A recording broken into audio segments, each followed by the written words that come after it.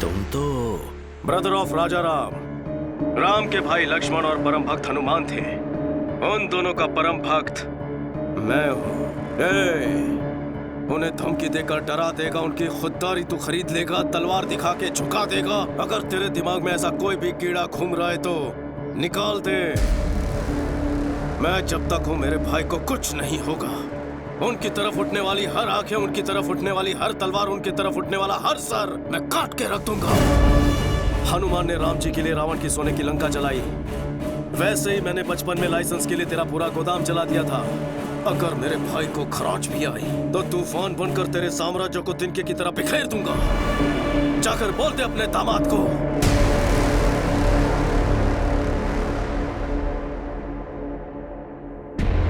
सुन बे, तूने कभी 440 वोल्ट का डेंजर बोर्ड देखा है? वार्निंग पढ़ने के बाद भी उसे अगर हाथ लगाया तो इंसान जलकर राख हो जाता है। वही करंट है ये। विकेट!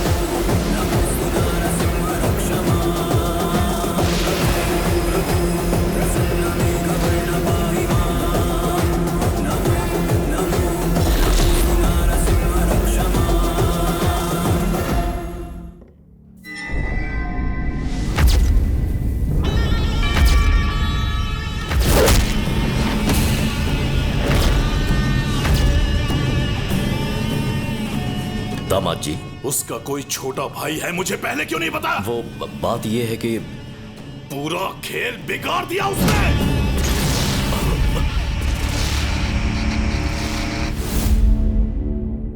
ये बचपन में ही घर से भाग गया था। ऐन वक्त पर इस तरह लौट आएगा कौन जानता था? ये उसका भाई नहीं है। कहां से मिली इतनी हिम्मत? कोई तो राज होगा, असलियत जाननी होगी। उसका बैकग्राउंड क्या है ये पता करना होगा। वो इसी समय वापस क्यों लौटा ये पता लगाओ। तुम कहां जाओगे, किससे पूछोगे, मुझे नहीं पता। उसकी पूरी जन्म कुंडली निकालने के बाद ही मेरे पास आना। Okay sir.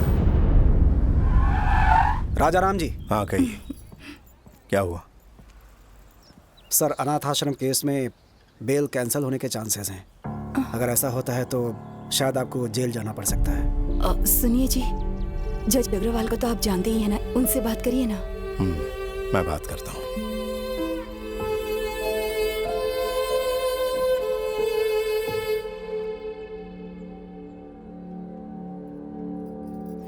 ईश्वर, हमेशा हम पर अपनी कृपा बनाए रखना। आप सब जानते हैं उन्होंने कोई गलती नहीं की है, उनकी हिफाजत करना।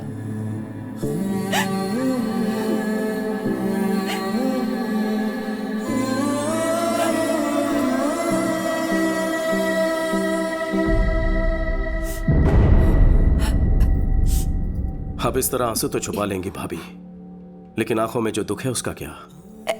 ऐसा कुछ नहीं है विकी। मुझे और पराया मत करो भाभी। उनका छोटा भाई बनकर नहीं, एक बेटे के रिश्ते से पूछ रहा हूँ। जीके की भैया से क्या दुश्मनी है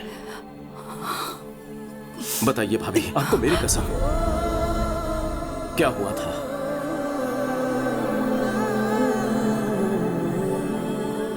ऑर्गेनिक बिजनेस और उसके व्यापार के बारे में जनता को समझाने के लिए तुम्हारे भाई ने सालों तक कोशिश की। उनके इसी प्रयास को देखते हुए इंडियन फूड फोरम ने उन्हें सम्मानित करने का फैसला किया।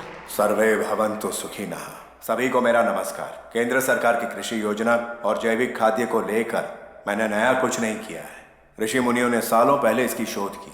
वो हमारे राष्ट्र की संपदा है। बढ़ते रोग आधुनिक कृषि शैलियों की वजह से होते हैं। आजकल के किसान जो केमिकल्स इस्तेमाल करते हैं उसकी वजह से हम सबको नुकसान हो रहा है। उसके चलते हमारे शरीर और रक्त कोशिकाएं बीमारियों का घर बनती जा रही हैं। आज के जनरेशन के बच्चों में ओबेसिटी और हार्मोनल इम्बैलेंस की वजह से हमारी बेटियां 10 साल की उम्र में ही मैच्योर हो जाती हैं। प्रेगनेंसी में भी कई तरह की कॉम्प्लिकेशंस का सामना करना पड़ता है। मां की सेहत खराब होने की वजह से अगली पीढ़ी भी बीमार पैदा होगी। स्वच्छ आहार और सच्चे रिश्ते ये दोनों अच्छे स्वास्थ्य के स्तंभ हैं। सर्वे जना सुखिनः। राजाराम जी का इंडियन फूड फोरम की तरफ से सर्वोत्तम खाद्य उत्पादक का अवार्ड देकर सम्मानित करना हमारे लिए गर्व की बात है। तभी जी के नाम के एक बिजनेसमैन के खिलाफ एक्सपोर्ट्स तो दूर, इंडिया में भी ऐसे प्रोडक्ट्स ना बनाने दूंगा ना बेचने दूंगा। तुम्हारे भाई के शिकायत करने पर जीके के सारे प्रोडक्ट्स बैन कर दिए गए, पर उसने ब्रांड का नाम बदलकर फिर से वही सारे प्रोडक्ट्स बेचना शुरू कर दिया। एक बार तुम्हारे भाई के ऑर्गेनाइज किए ऑर्गेनिक फूड एग्जीबिशन में पापा राव और उसके दामाद ने बिना परमिशन के स्टॉल लगाया।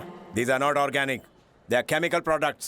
इन्हें यहाँ स्टॉल किसने लगाने दिया? हमें नहीं पता राजा। आपका एंट्री पास कहाँ है? राजा राम, तुम्हें यहाँ आने में 1 मिनट देर कैसे हो गई? बाप रे बाप। ए मैनेजर, इन्हें बताया नहीं क्या? ये किसी ऐरे गहरे का नहीं, पापा राव का स्टॉल है। जैसे तुम वैसे तुम्हारे मिलावटी प्रोडक्ट्स। जी के ब्रांड्स कोई मामूली नाम नहीं है, इंटरनेशनल है। फिर तुम्हारे भैया ने एक प्रेस कॉन्फ्रेंस बुलवाकर जीके की सारी असलियत बता दी। इनमें परमिट लेवल से ज्यादा केमिकल्स हैं। ये मैं बिल्कुल चलने नहीं दूंगा। जीके फूड्स की वजह से कितने लोगों ने अपनी जान गंवाई है। GK foods are dangerous. Say no to GK foods. Eat food not chemicals. GK foods को बैन करो। तुम्हारे भाई के बयान की वजह से जीके के सारे शेयर्स गिर गए। उनका सारा इंटरनेशनल बिजनेस भी ठप पड़ गया। इनके पास सबूत है। इस एक स्टेटमेंट से जीके तुम्हारे भाई से डरने लगा। उसने पापा राव को हमारे होटल में भेजकर तुम्हारे भाई को धमकी दी। पापा राव, भोजन करते आदमी को उठाना पाप है क्या? यही है तुम्हारे संस्कार? सुन बे, जीके फूड के बारे में जो तूने कहा था वो स्टेटमेंट बदल दे। तू प्रेस को ये बता दे कि तुझे गलत सूचना मिली थी, भूल से ये बयान दिया।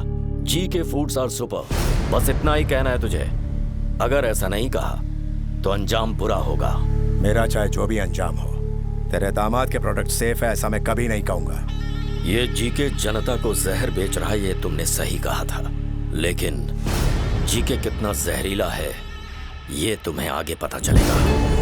उसके बाद जननी की शादी तय हो गई। जब भी हमारे घर में कोई खुशी का मौका आता तो अपने होटल से अनाथ बच्चों के लिए खाना भिजवाया जाता। हमारे घर की यही परंपरा रही है।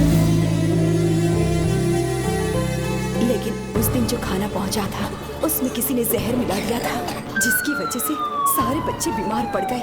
हॉस्पिटल में जिंदगी और मौत के बीच झूलने लगे। मौके का फायदा उठाकर हमारे सुखी भवन होटल में किसी ने जहरीला खाना छुपा दिया और फिर इसके बारे में पुलिस को बता दिया। सारे सुखी भवन होटल को ताले लग गए। अनाथ बच्चों को जहर देने के आरोप में तुम्हारे भाई को अरेस्ट कर लिया गया।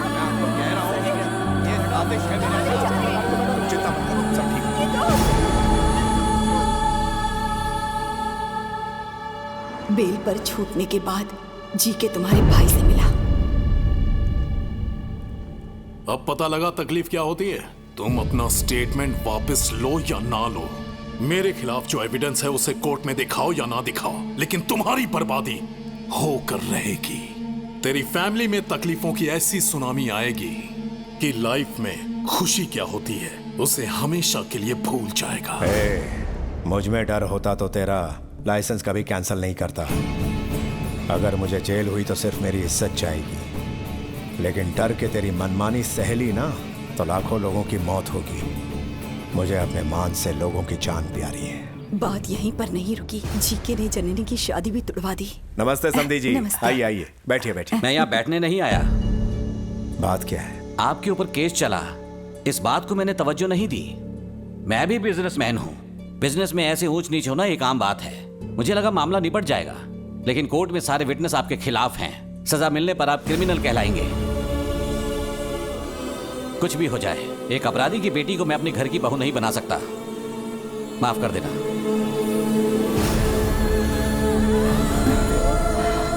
इस तरह से षड्यंत्रों के चक्रव्यूह में तुम्हारे भैया फंस गए और बिल्कुल अकेले पड़ गए थे, तभी तुम घर आए।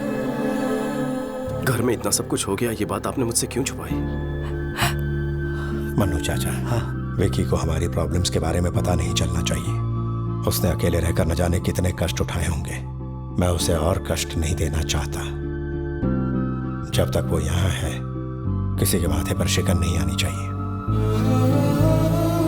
हमारे घर की खुशियों को हमसे छीन लिया गया है। मैं उन्हें वापस लेकर आऊंगा। आपने मुझे सब कुछ बता दिया है, ये भैया को पता ना चले।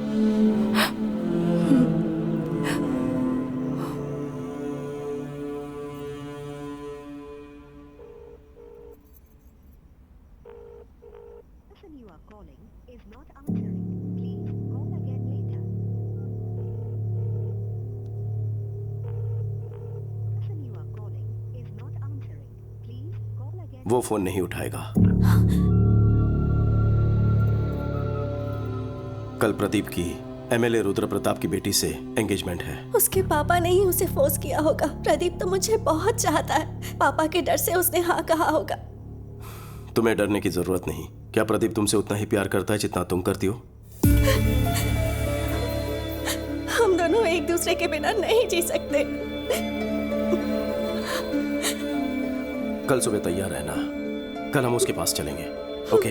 अभी समय है ना? हाँ। तो ये फ्रेश हो सकते हैं? ठीक। जाकर आराम करो बेटी। जया, तुम इसके साथ जाओ। आप बैठिए ना। चलो बेटा। हेलो, हाँ, मैं समीर बोल रहा हूँ। हाँ बोलिए। अब बोर्ड मीटिंग किस लिए? मुझे 1 घंटे का टाइम दीजिए, मैं आपके 50 करोड़ वापस कर दूंगा। आप यहाँ किस लिए आए हैं? पैसों के लिए आप अपने बेटे को नीलाम कर रहे हो। मैं सब जानता हूँ। बिजनेस में लगाए पैसे जब आपके पार्टनर्स ने वापस मांगे तो आप मजबूर हो गए सर। जीके के साथ हाथ मिलाने के लिए उसी ने रुद्र प्रताप के साथ रिश्ता जोड़ने कहा। आप एक बार भैया से बात तो कर लेते। इतनी बड़ी रकम चुकाना राजा राम के बस की बात नहीं है। 50 करोड़ हैं। अब तो समझ गए ना, मेरी समस्या आप लोग हल नहीं कर पाएंगे। मुहूर्त का समय हो चुका है, आप जाइए। भाग्य में लिखा कोई नहीं डाल सकता।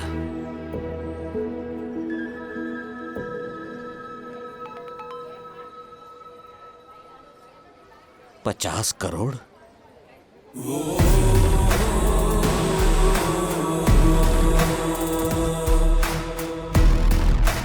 बेटा, 50 करोड़ की अमाउंट? सर, पैसे अकाउंट में आ चुके हैं। मजबूरी खत्म हो चुकी है। अब आप क्या करना चाहते हैं? जजमान, मुहूर्त निकल रहा है, दोनों को बुलाइए। पैसे तो आ गए हैं, अंदर रुद्र प्रताप से। वो मुझ पर छोड़ दीजिए। अब सब तैयारियां जल्दी जल्दी करनी है, वक्त बहुत कम है।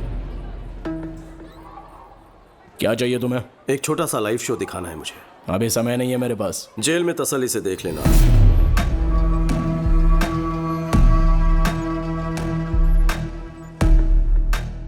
सीबीआई ऑफिस के बाहर मेरा आदमी है, उसके हाथ में पेन ड्राइव है। उससे मुझे क्या? उसमें तुम्हारा एक राज कैद है। अपनी बेनामी कंपनी से मेडिसिन सप्लाई करने के नाम पे कोलकाता पोर्ट से ड्रग सप्लाई करते हो, है ना? हाँ। 60 ग्राम भी वजन नहीं होता पेन ड्राइव का, लेकिन 6 करोड़ के स्कैम का सबूत स्टोर कर लेता है।